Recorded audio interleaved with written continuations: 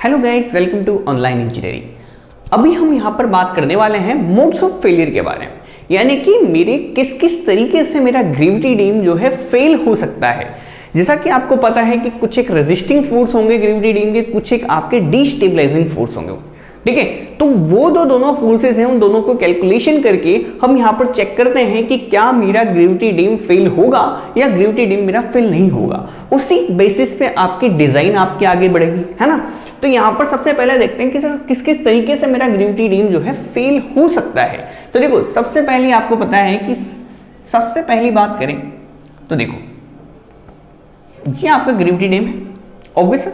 तो यहां पर देखो कुछ एक तरीके से यहां पर देखो ओवरटर्न करने की कोशिश करा सकते। देखो जो भी आपके पास इस साइड से फोर्सेस आ रहे हैं ना, जैसे कि वाटर प्रेशर आ रहा है, वेव प्रेशर आ रहा है, सिल्ट की वजह से प्रेशर आ रहा है, ये क्या करेंगे, इस डैम को ओवरटर्न कराने की कोशिश करेंगे। तो यहां पर मैं बात कर सकता हूं कि ये ओवरटर्न कराने के लिए यहां पर मेरे को कुछ ना कुछ यहां पर मेरे को मोमेंट लगाएंगे। यहां पर मैंने लिख दिया इसको मोमेंट एट ओवरटर्निंग, ठीक है। तो ये ओवरटर्निंग मोमेंट कुछ ना कुछ यहां पर क्रिएट करने की कोशिश करेंगे।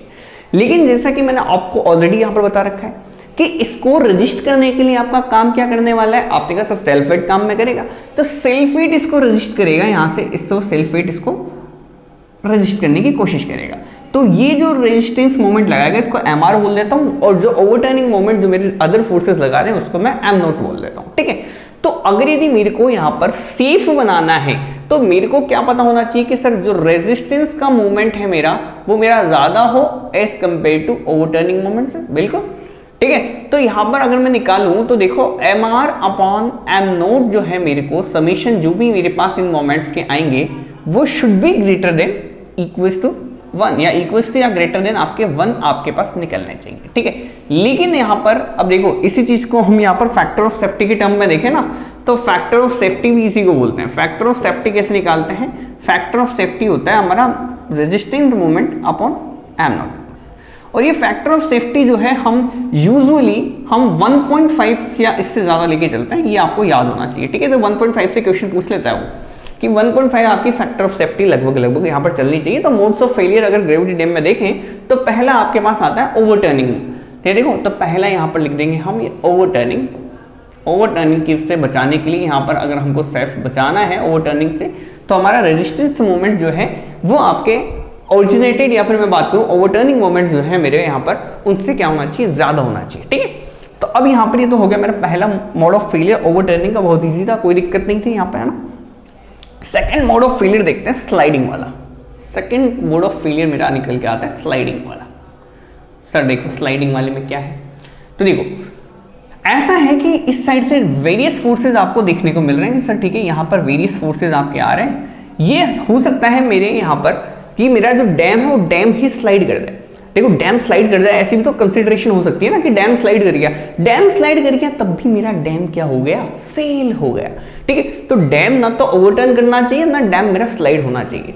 अब सर देखो यहाँ पर नीचे यहाँ पर सोइल होगी कुछ ना कुछ, है ना। ये इसका वेट से अगर ज्यादा फोर्स अगर हमने इधर लगा दिया, हॉरिजॉन्टल डायरेक्शन में फोर्सेज जो आ रहे हैं, ये हॉरिजॉन्टल डायरेक्शन में जो फोर्सेज आ रहे हैं अगर ज्यादा आ गए तो ये क्या करा देंगे, इसको मेरे डैम को स्लाइड करा देंगे, नहीं करा देंगे। आपने कहा सर बिल्कुल करा देंगे। अब इससे बचने के लिए मेरे पास क्या होना चाहिए, वही again wait.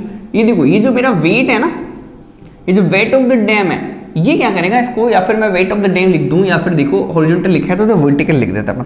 Vertical downward direction में जो आपका वेट लग रहा है, ये जो वेट जो जितना निकल के आ रहा है, सम ऑफ द वेट निकल के आ रहा है, ये आपके हॉरिजॉन्टल को क्या कर दे, रेजिस्ट कर दे। अब सर ये रेजिस्ट कैसे करेगा, इसका हॉरिजॉन्टल कंपोनेंट किस तरीके से निकालेंगे। तो ऑब्वियस सी बात है अगर डैम मेरा स्लाइड करने वाला है तो यहां पर मेरा फ्रिक्शन जरूर जनरेट करेगा, है ना। ये फ्रिक्शन कितना जनरेट करेगा, म्यू इंटू समीशन वी का करेगा क्या, बिल्कुल।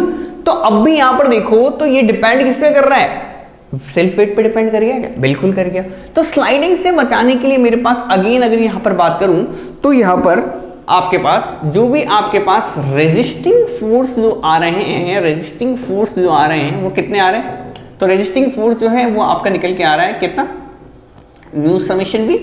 और स्लाइडिंग फोर्सेस जो निकल के आ रहे हैं वो कितने निकल के आ रहे हैं, वो निकल के आ रहे हैं आपके समीशन हॉरिजॉन्टल वाला, ठीक है। तो अब यहां पर मेरे को इसको सेफ बनाना है, तो ऑब्वियस सी बात है कि ये जो है रेजिस्टिंग फोर्स जो है मेरे ज्यादा होने चाहिए किससे, स्लाइडिंग फोर्सेस से, ठीक है। अब इसके लिए हम यहाँ पर फैक्टर ऑफ सेफ्टी देखें तो फैक्टर ऑफ सेफ्टी कैसे निकालते हैं?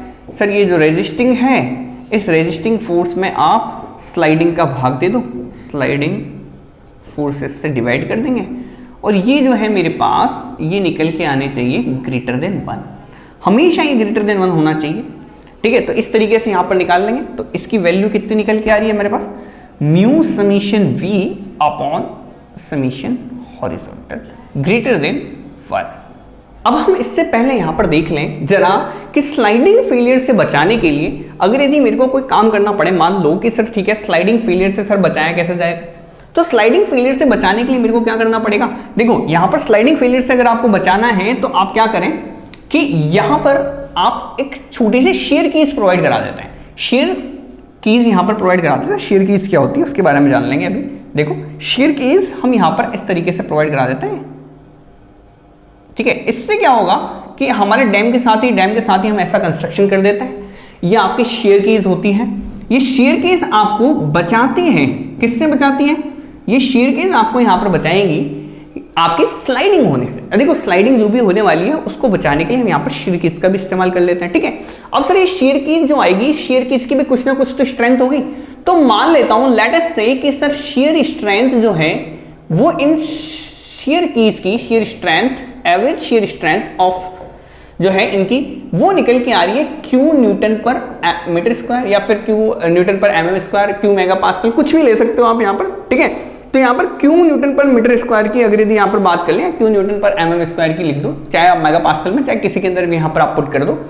तो यहाँ पर एवरेज शेयर स्ट्रेंथ अगर इसकी निकल के आएगी, तब अगर यदि यहाँ पर आपसे पूछे कि स्लाइडिंग के अंदर अगर यदि आपका जो फेल होगा उसके लिए रेजिस्टेंस कितना निकल के आएगा, तो उसके लिए आपकी रेजिस्टेंस की वैल्यू बढ़ जाती है। ऑब्वियस सी बात है। अब हम यहाँ पर स्लाइडिंग फेलियर से बचाने के लिए शेयर कीज को जब हम प्रोवाइड कराएंगे तो इतना क्या करते हैं, कंस्ट्रक्शन कर लेते हैं हम साथ के साथ। जब डैम बना रहे हैं ना, तो डैम के साथ ही हम क्या कर लेते हैं, कंस्ट्रक्शन कर लेते हैं शेयर कीज का।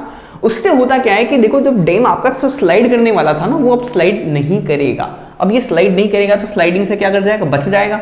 अब स्लाइडिंग से बचेगा तो स्लाइडिंग से बचने के लिए हमने यहाँ पर फैक्टर ऑफ सेफ्टी क्या देखी थी, रेजिस्टिंग फोर्स अपॉन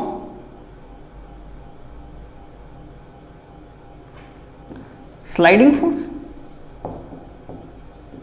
अब देखो, अब यहां पर अगर आपने मान के चल रहे हो सर क्यू न्यूटन पर मीटर स्क्वायर की अगर यदि आपके पास एवरेज शीयर स्ट्रेंथ थी, तो देखो रेजिस्टेंस फोर्स के अंदर अब बढ़ोतरी होगी, कमी होगी, यानी कि रेजिस्टेंस फोर्स तो आपका इंक्रीज हो गया ना। अब इंक्रीज कितना हो जाएगा, देखो पहले कितना लग रहा था, म्यू समेशन ऑफ वर्टिकल। अब लेकिन साथ के साथ आपका एवरेज शीयर स्ट्रेंथ कितनी आ गई, क्यू आ गई। अब ये जो क्यू स्ट्रेंथ है आपकी टोटल और एंटायर एरिया के ऊपर आ रही होगी। आपने कहा सर बिल्कुल आ रही होगी। तो ए इंटू आपने क्या कर दिया, एरिया कर दिया बी इंटू 1, ठीक है। अपॉन आपको कर देना स्लाइडिंग फोर्स जो कि आपका हॉरिजॉन्टल फोर्सेस जो कि आपके निकल के आ रहे थे। अब it this should be greater than 1, ये आपके पास निकल के आता है अगर आपको शेयर कीज प्रोवाइड कराई है। तो कुछ नहीं है, बस आपको क्या करना है, स्ट्रेंथ है, स्ट्रेंथ इंटू क्या कर दिया आपने, एरिया कर दिया। आपके पास यहाँ पर आपके पास फोर्स आ गया, फोर्स को आपने लिख दिया, ठीक है। तो इस तरीके से आपने स्लाइडिंग फोर्स अगर यदि आपको अगर शेयर कीज दे रखी है तो शेयर कीज के केसेस के अंदर हम इस तरीके से निकाल लेते हैं। अब बात करते हैं हम यहाँ पर कंप्रेशन और टेंशन फेलियर की। तो देखो सबसे पहली बात करूं तो कंप्रेशन फेलियर के बारे में बात करेंगे हम। कंप्रेशन फेलियर के ऊपर बात करेंगे। देखो कंप्रेशन फेलियर के ऊपर बात करेंगे ना, कंप्रेशन और टेंशन के बारे में एक ही बात हो जाती है आपकी। तो देखो आपका, देखो मान लो कि आपका जो फोर्स लग रहा है ना, अभी मान के लो मतलब लग ही रहा है, ऑब्वियस सी बात है। जो ये फोर्स लग रहा है ये आपका हॉरिजॉन्टल डायरेक्शन में लग रहा है, नीचे सॉरी हॉरिजॉन्टल नहीं, वर्टिकल डाउनवर्ड डायरेक्शन में आपका यहाँ पर वेट लग रहा है। अब देखो कंप्रेशन फेलियर आ जाने की वजह से, यानी कि ऑब्वियस सी बात है कंप्रेशन फेलियर से अगर मैं चेक करना चाहूं तो ऑब्वियस सी बात है ये आपके पास वेट क्या करेगा, यहाँ पर कंप्रेशन तो डाल ही रहा होगा, इसके ऊपर कंप्रेशन तो डाल ही रहा होगा। यहाँ पर अगर मैं बात करूं कुछ ना कुछ अमाउंट में आपका वर्टिकल हॉरिजॉन्टल प्रेशर भी आपका लग रहा होगा, है ना।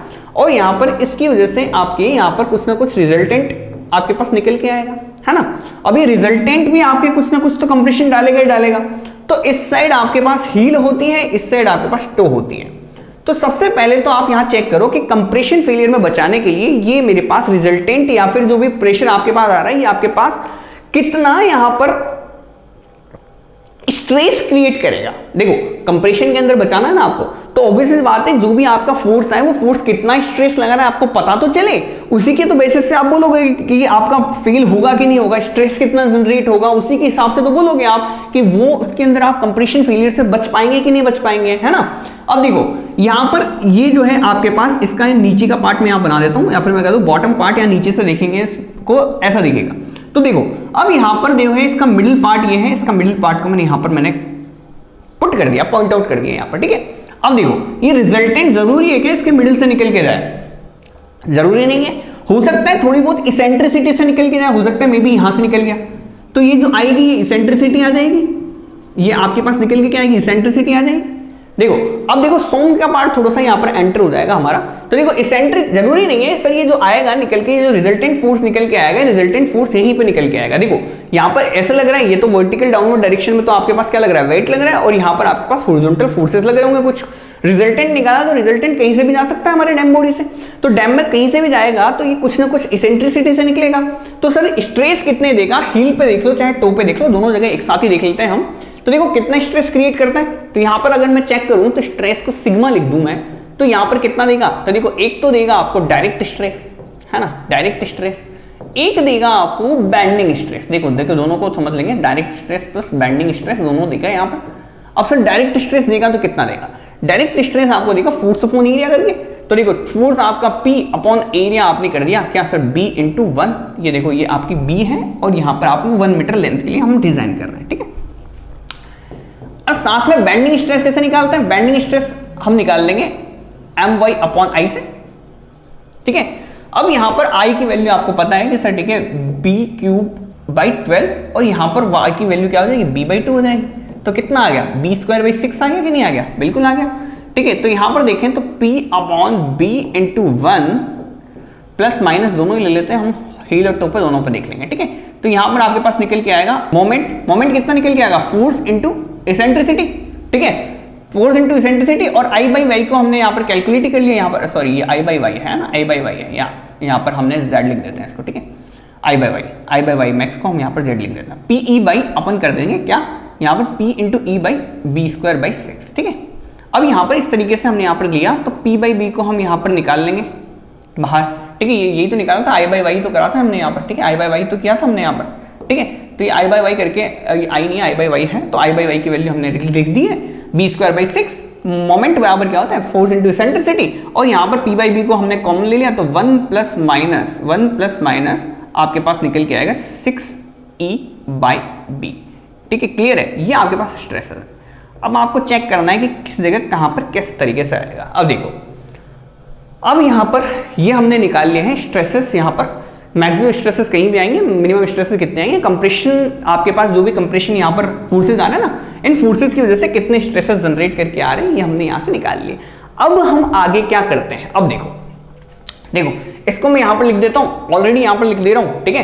तो यहाँ पर देखो स्ट्रेसेस की वैल्यू जो है आपकी कितनी निकल के आ रही है, समीशन P बाई B, या समीशन P बाई B नहीं भी लिखे तो देखो यहाँ पर समीशन P नहीं भी लिखे तो P भी लिख सकते हैं आप, ठीक है, समीशन P भी लिख सकते हैं, P भी लिख सकते हैं, कुछ भी लिखोगे ना, summation P by B into यहाँ पर 1 plus minus 6E by B, है ना, समीशन ले लो चाहे आप कैसे करके ले लो, है ना, ठीक है। अब देखो इसके थ्रू हम यहाँ पर कंसिडरेशन देखते हैं, ये देखो आप, ये अब आपका इंपॉर्टेंट है। अब यहां पर मैं एक बार बताऊं, जब मेरा रिजर्वायर बिल्कुल खाली कंडीशन में, इस साइड कोई पानी नहीं है, तब आपका इसके ऊपर कौन कौन से फोर्सेज आ रहे हैं, सर रिजर्वायर खाली, क्या बात कर रहा हूं आप, एक वेट ही तो आएगा और क्या आएगा, ये मैंने कह दिया ये वेट आएगा, वेट मैंने यहाँ पर P से डिनोट कर रहा हूं यहाँ पर, ठीक है। तो वेट को हमने यहाँ पर P ले लिया, तो अब यहाँ पर भी P ले लेते हैं हम, ठीक है। तो यहाँ पर P से मैंने कह दिया कि सर एक वर्टिकल डाउनवर्ड डायरेक्शन में बस एक मेरे पास वेट आ रहा है और क्या आ रहा है, तो ठीक है। तो ये यहाँ पर अगर यदि सीधा मैं बात करूं तो पहली कंडीशन यहाँ पर मेरे को क्या देखने को मिल रही है कि जब मेरे पास कोई भी फोर्स नहीं आ रहा है इस साइड से, बिल्कुल खाली है अपस्ट्रीम साइड में, तो मेरे पास ये जो रिजल्टेंट है, रिजल्टेंट कह दो चाहे ये सीधा ये खुद ही कह दो, अब देखो कोई और तो फोर्स है नहीं, तो रिजल्टेंट भी यही होगा, ये आपका कहां से निकल के जाएगा, कितने डिस्टेंस से निकल के जाएगा, आपने कह दिया B/3 डिस्टेंस से निकल के जाएगा, ठीक है। अब देखो यहां पर जब मैंने कह दिया कि सर मैंने इसको फोर्सेस को थोड़ा सा बढ़ाया है, ये देखो ये मेरे पास पहली कंडीशन आ गई, ठीक है, ये मेरे पास पहली कंडीशन आ गई। अब देखो अब आप क्या करो, धीरे धीरे इसमें पानी फिल करना स्टार्ट करो, तो पानी आपने फिल करना स्टार्ट किया है, ऑब्वियस बात है, पानी फिल करना आपने स्टार्ट किया तो ये आपके पास आ जाएगी सेकंड कंडीशन। देखो थोड़ा सा आपने पानी फिल करना स्टार्ट किया तो हॉरिजॉन्टल प्रेशर आपका आएगा निकल के। अब हॉरिजॉन्टल की वजह से ये जो रिजल्टेंट है, अब रिजल्टेंट की बात कर रहा हूं मैं, रिजल्टेंट आपका थोड़ा थोड़ा शिफ्ट होने लगेगा। ये पहली कंडीशन में इधर शिफ्ट हो गया, थर्ड कंडीशन में ये बिल्कुल मिडिल पे आ गया, ये मिडिल है, ये मिडिल है ना, b/3 इधर ले लो, b/6 इधर ले लो और b/6 इधर ले लो, है ना, और ये b/3 है आपके पास, ठीक है, ये बिल्कुल मिडिल है एकदम, ठीक है। अब देखो इसका एनालाइज कर रहे हैं हम थोड़ा सा, एनालाइजिंग से क्या करेंगे, थोड़ा सा हमारे पास आसान रिजल्ट्स आपको देखने को मिलेंगे। अब देखो चलो, अब एक बात बताऊं मुझे, ठीक है, इसको मैं कंडीशन नंबर 1 बोलूं, इसको मैं 2 बोलूं, इसको मैं 3 बोलूं, इसको मैं 4 बोलूं, इसको मैं 5 बोलूं, ठीक है, 5 कंडीशंस मेरी।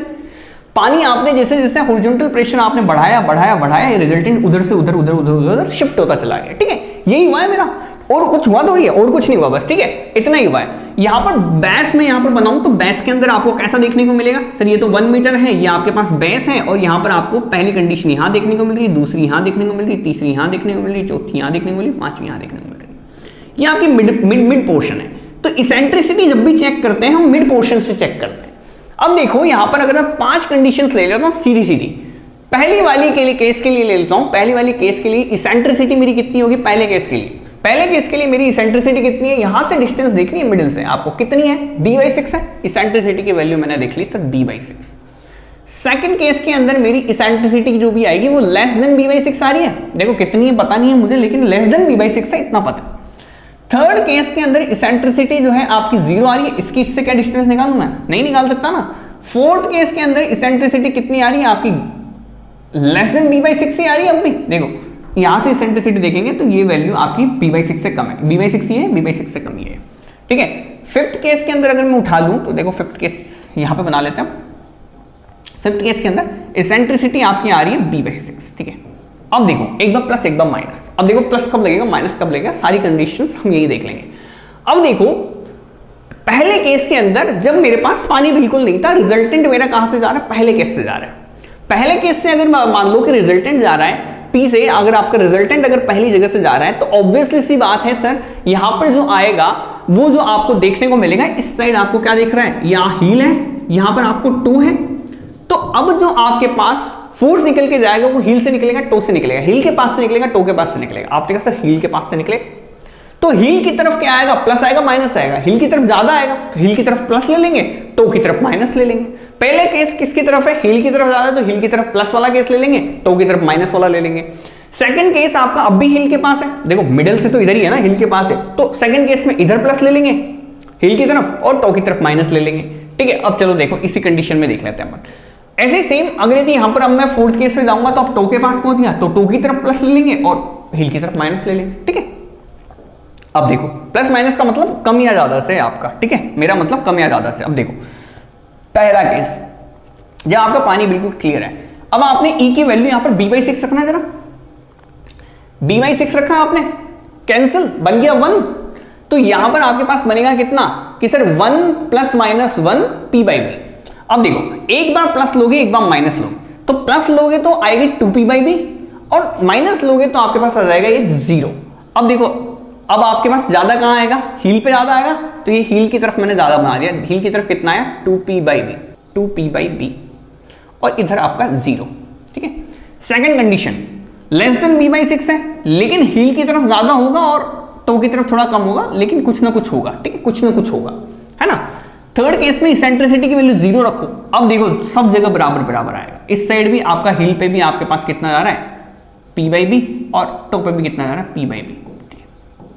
फोर्थ केस में आपको टो की तरफ ज्यादा देखने को मिलेगा ना, ये टो की तरफ ज्यादा बना दिया मैंने, हील की तरफ कम बना दिया, ठीक है, इसका जस्ट अपोजिट।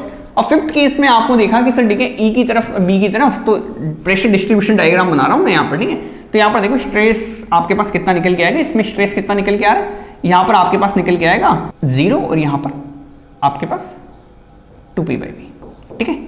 देखो E की वैल्यू b/6 रखना, एक बार प्लस लेना माइनस लेना। अब देखो इस वाली फिफ्थ वाला कंडीशन आपका टो के पास है, तो टो के पास ज्यादा आएगा, इधर 0 आ जाएगा, अदर एंड पे 0 कर देना, इस पे इस साइड ज्यादा आएगा, अदर एंड पे 0 कर देना। देखो ये आपको दिखा रहा है कि सर कंप्रेशन आपके पास, जो कंप्रेशन की वजह से, देखो कंप्रेशन की वजह से आपको लिख रहा है ना लोडिंग कैसे कैसे दिख रही है। अभी भी देखो यहां पर आपके पास मामला कंप्रेशन के अंदर है, अभी भी मामला क्या चल रहा है, कंप्रेशन के अंदर चल रहा है। सारे केसेस के अंदर मामला किसके अंदर चल रहा है, कंप्रेशन में चल रहा है। हालांकि कंप्रेशन की वैल्यू जीरो हो गई, लोड की वैल्यू बिल्कुल कंप्रेशन की वजह से ये वैल्यू जीरो हो गई, लेकिन अभी भी मेरा डैम के अंदर टेंशन क्रिएट हुआ क्या, कहीं भी वैल्यू माइनस गई क्या, वैल्यू माइनस गई क्या? आपने कहा वैल्यू माइनस नहीं गई, यानी कि अभी भी यहां पर जो भी आपके पास स्ट्रेसेस आ रहे हैं वो कंप्रेसिव स्ट्रेसेस आ रहे हैं, ठीक है। यहां पर जो फोर्सेस लग रहे हैं वो भी कंप्रेसिव फोर्सेस लग रहे हैं, और कंप्रेसिव फोर्सेस की वजह से कोई दिक्कत नहीं आ रही। लेकिन जैसे जैसे इधर जाते जा रहे हैं हम, हील से लेके जैसे जैसे हम टो की तरफ बढ़ रहे हैं, वैसे वैसे कंप्रेसिव स्ट्रेसेस क्या होते जा रहे हैं, जीरो की तरफ बढ़ते जा रहे हैं। अब आपने कहा चलो ठीक है सर, मामला सर समझ में आ रहा है, टू की तरफ जैसे जैसे बढ़ा रहा है ये, वैसे वैसे जीरो की तरफ चल रहा है। ये तो हमने डिजाइन किया था तो P/3 पे ये तो लगना ही लगना था, है ना। अब जैसे जैसे इधर बढ़ रहे हैं वैसे वैसे आपके पास क्या हो रहा है कि एक एंड पे आपका टेंशन क्रिएट होता जा रहा है, इस साइड पे आपका कंप्रेशन फेलियर आपका निकलता जा रहा है। अब देखो इसका मतलब क्या था कि मैं क्या कहना चाह रहा हूं आपसे, देखो यानी कि जैसे ही यहां पर मैंने देखा कि सर ठीक है डिजाइन तो मैं करता ही हूं, मैंने तो डिजाइन किया हुआ है, ये मान के चल लो आप, ठीक है। तो अब जैसे जैसे आप इस साइड आगे बढ़े, ठीक है, यहां पर आपके पास क्या होगा कि ये मामला थोड़ा सा उठने लगेगा। अब देखो इस वाले रीजन के अंदर हो तब तक तो ठीक है, इस वाले रीजन के अंदर तो अभी आपका कुछ नहीं हो रहा। अब जैसे इस रीजन से आप इधर गए, जैसे आपने यहां पर हॉरिजॉन्टल फोर्सेस बढ़ाए हैं और ये मामला 6th वाले रीजन पे पहुंचा, ये 6th वाली कंडीशन पे पहुंचा। अब क्या करेगा, इस साइड अब क्या हो गया, जीरो पे आ गया, इस साइड मामला जीरो पे आ गया। अब ये जीरो से माइनस पे जाने लगेगा। माइनस का मतलब क्या है कि ये आपका डैम इस साइड उठने लगेगा। अब उठेगा तो ऑब्वियसली बात है मेरा डैम जो है ये बना तो कंक्रीट का ही होगा, या डैम तो मेरा कंक्रीट का ही बना होगा। ये आपका कंक्रीट क्या टेंशन रेजिस्ट करता है क्या? आपने कहा नहीं करता। तो ये क्या करेगा, यहां से आपका क्रेक होने लगेगा। अब यहां से क्या करेगा, क्रेक होने लगेगा। अब यहां से मान लो क्रेक होने लगा, तो अब जो आपकी पहले जो बेस जो आपका बी चल रहा था, ये बी अब आपका उठ गया, तो ये इतना बी क्या हो जाएगा, इनइफेक्टिव हो जाएगा। अब आपके पास नई बी आएगा, वो उसकी वैल्यू होगी बी डैश। अब देखो समझो हुआ क्या है, देखो जैसे ही अभी आप 5th कंडीशन से आप आगे गए, ये आपके पास अभी तो जीरो देखने को मिल रहा है ना, अब ये नेगेटिव देखने को मिलेगा। अब जैसे ये नेगेटिव देखने का मिला है, इसका मतलब है अब आपका कंप्रेशन नहीं रहा, अब आपका टेंशन आ गया। अब जैसे ही हील पे टेंशन क्रिएट हुआ है, हील पे जैसे टेंशन क्रिएट हुआ है, हील तो टूट जाएगा। तो इस साइड जो आपका बेस होगा, ये बेस क्या करने लगेगा, टूटने लगेगा। अब ये टूटने लगेगा तो बेस टूटा तो बेस अब आपका नया बी बन गया, ये बी डैश बन गया, ये नया बी डैश बन गया। अब देखो अब इधर की तरफ से ये पूरा लोड एक बार बताओ मेरे को, इसके ऊपर एक तो मेरा 10 किलो लोड है, वो इतने एरिया पे लग रहा है, ठीक है। अब एक मैं इसका एरिया घटा के इतना कर दूं और अभी भी लोड इतना रखूं, तो क्या अब मेरे को एक बात बताओ, कंप्रेशन जो है अब आपका लोड जो है, ये लोड पहले इतने एरिया पे लग रहा था, अब इतने से एरिया पे लग रहा है, तो यहां पर फेल होगा कि नहीं होगा, ये मटेरियल होगा ना। तो देखो सेम तरीके से आपका क्या हुआ, ये बी की वैल्यू जैसे ही कम हुई ना, ये बी की वैल्यू जैसे बी डैश हुई, यहां पर कंप्रेशन जो है आपके पास फोर्सेज वो आपके टो की तरफ बढ़ने लगे, टो की तरफ बढ़ने लगे, यानी कि टो को दबाने की कोशिश कर रहा है अभी, क्योंकि आपका जो बी है वो बी कम हो गया। अब ये कंप्रेसिव फोर्सेज आपका टो की तरफ बढ़ने लगे। अब जैसे ही टो की तरफ बढ़ने लगे हैं, वैसे ही आपका क्या हो गया कि सर ये तो बहुत ही बेकार काम हो गया। अभी टो को दबाएगा, अब यहां पर आपके पास कंप्रेसिव क्रशिंग या कंप्रेसिव, यहां पर आपके पास कंप्रेशन फेलियर कह दो चाहे क्रशिंग फेलियर कह दो, ये कह देंगे। तो टेंशन फेलियर आपका जनरेट जो हुआ है ना, इसकी वजह से आपका कंप्रेसिव फेलियर आपके यहां पर निकल के आया। क्रशिंग फेलियर क्यों हुआ, क्योंकि बेस आपका टूट गया, अब नया बेस बना है। अब देखो जितना लोड है 10 केजी लोड को इतने एरिया पे डालूं और 10 केजी लोड को इतने से एरिया पे डालूं, तो ये जल्दी से क्रश हो जाएगा। तो यहां पर आपके पास क्या हो जाएगा, क्रशिंग फेलियर आपको देखने को मिलता है। तो इस कंडीशन से बचने के लिए मैं क्या करता हूं कि मेरे को जो भी डैम डिजाइन किया हुआ है सब बढ़िया बात है, लेकिन इसको रखो इसी रीजन में, यानी कि इस रीजन को जैसे तोड़ के आगे बढ़ेगा ये। अब ये कौन सा रीजन है, ये B/3 रीजन है, मिडिल थर्ड रीजन बोलते हैं इसको, मिडिल थर्ड रीजन बोलते हैं। तो यानी कि इसेंट्रिसिटी की वैल्यू को मैं B/6 से ज्यादा ना कर सकता, नहीं कर सकता। B/6 से ज्यादा जैसे ही मैंने इसेंट्रिसिटी कर दी है, वैसे ही आपके पास टेंशन फेलियर आएगा, और टेंशन फेलियर के साथ साथ आपका क्रशिंग फेलियर भी आपको साथ साथ देखना पड़ेगा, ठीक है। तो यहां पर आपको एक बात और अच्छे से याद रख लेनी है कि इसेंट्रिसिटी के लिए आपको इसेंट्रिसिटी कितनी रखनी है, B/6 है, B/6 के बराबर रखनी है। किसके लिए, फॉर नो टेंशन फेलियर। अब देखो टेंशन नहीं तो सारा काम खराब किया है, अगर टेंशन नहीं तो सारा काम खराब किया, अगर टेंशन ही नहीं आता तो मेरा कंप्रेशन फेलियर जनरेट नहीं होता ना। लेकिन टेंशन आया तो मेरा कंप्रेसिव या क्रशिंग फेलियर मेरा यहां पर निकल के आया। ठीक है, अब इस तरीके से हम यहां पर चेक कर लेते हैं कि सर ठीक है, फॉर नो टेंशन कंडीशन, और ये सबसे ज्यादा मोस्टली पूछे जाने वाला सवाल है, ई की वैल्यू लेस देन b/6। अगर आपको ये वाला अगर आपको ये समझ में भी आ गया है तो बहुत अच्छी बात है, नहीं आया है तो b/6 याद करो, ये दोनों याद करो, ये दोनों आपसे डायरेक्टली रिजल्ट पूछेगा आपसे। लेकिन समझाया बहुत अच्छे तरीके से, बहुत डिटेल तरीके से समझाया, एक आपको डायग्राम कर करके बताया कि कैसे आपके पास कंप्रेशन फेलियर निकल के आया है। क्रशिंग क्यों हुई है? क्योंकि यहां पर हील उठने लग गया ना। अब देखो जैसे आप आगे बढ़े, 6th कंडीशन पे आगे बढ़े, अब अभी तक तो मामला फिर भी 0 पे चल रहा है, अब 0 से क्या हो गया, नेगेटिव में मामला पहुंचेगा, तो यहां पर क्या करेगा, हील आपका टूटने लगेगा। हील टूटते बेस टूट गया, बेस टूटते बेस छोटा हो गया, और छोटे बेस की वजह से आपके पास अब देखो 10 kg की अगर यदि आप इतने प्लेट पे डालोगे तो कम प्लेट पे डालोगे, तो इधर कंप्रेसिव स्ट्रेसेस की वैल्यू बढ़ गई, रिजल्टेंट आपका पूरा इधर चला गया, पूरा वेट जो है अब आपका टो की तरफ लग रहा है, और टो की तरफ शिफ्ट होते आपका गेम खत्म, तो भी टूटेगा। ठीक है, तो दिक्कत किसने दी, टेंशन फेलियर ने दिक्कत दी है। तो टेंशन नो टेंशन कंडीशन के लिए आपको इसेंट्रिसिटी किसके बीच में रखनी है, b/6 के बीच में रखनी है, b/6 से ज्यादा होती मामला खराब हो जाएगा आपका। ठीक है, ओके गाइस, इतना ही इसके अंदर समझना था, आ गया अच्छे से समझ में। ठीक है, बाय, थैंक्स फॉर वॉचिंग।